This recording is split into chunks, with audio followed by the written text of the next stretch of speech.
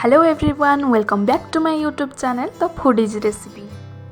आज मु आपण मानकु चिल्ली पणसर रेसिपी करी देखैबी। आउ एटा हैला गोटे गोटा पणस। आई पणस को देखंतु एमिति छोट छोट करी फास्ट काटी देबे। बेसी छोट साइज करबेनी कि बेसी बड़ साइज करबेनी।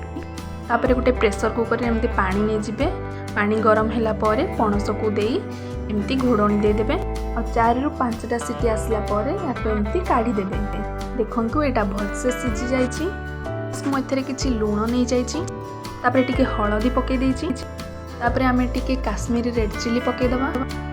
एबे मु सेथरे हाफ चामच धनिया गुंड, हाफ चामच जीरा गुंड और 2 चामच अदा रसुण पेस्ट सेथरे देली।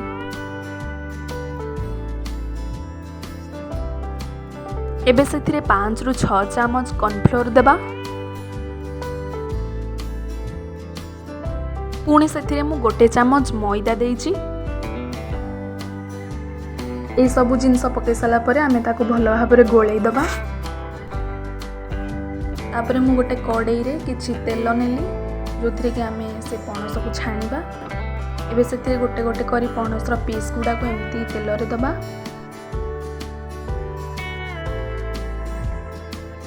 पणस रो कलर टिके चेंज होला परे पणस को आमे एम्ति एपट सेपट भलसे टिके कर दबा। जा फल रे ता भलसे सिझिबा आ टे भलसे क्रिस्पी हबो। एबे पणस गुडी का हमर भलसे छाणी हे गला। एबे ताको आमे बाहर कर दबा।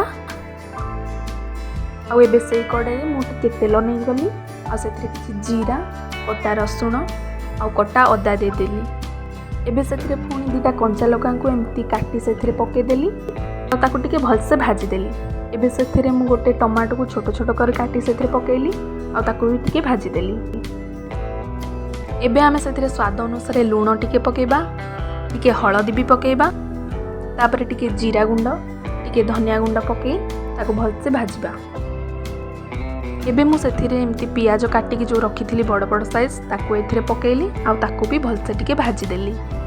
पियाजटा टिके भाजी हे साला परे मु सेथिरे हाफ चामच चीनी पकेली, सोया सॉस गोटे चामच पकेली आ ताको भलसे गोळेई देली। एबे पुणी आमे सेथिरे टमाटो सॉस पकेबा आ चिली सॉस को भी पकेबा।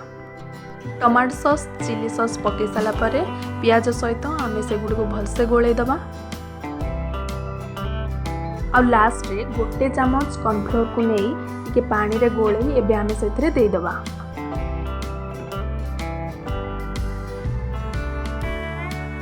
फास्ट छाणी की रखिथिबा पणस को आमे सेथिरे देबा आ ताको भलसे सॉस सहित गोळेई दबा।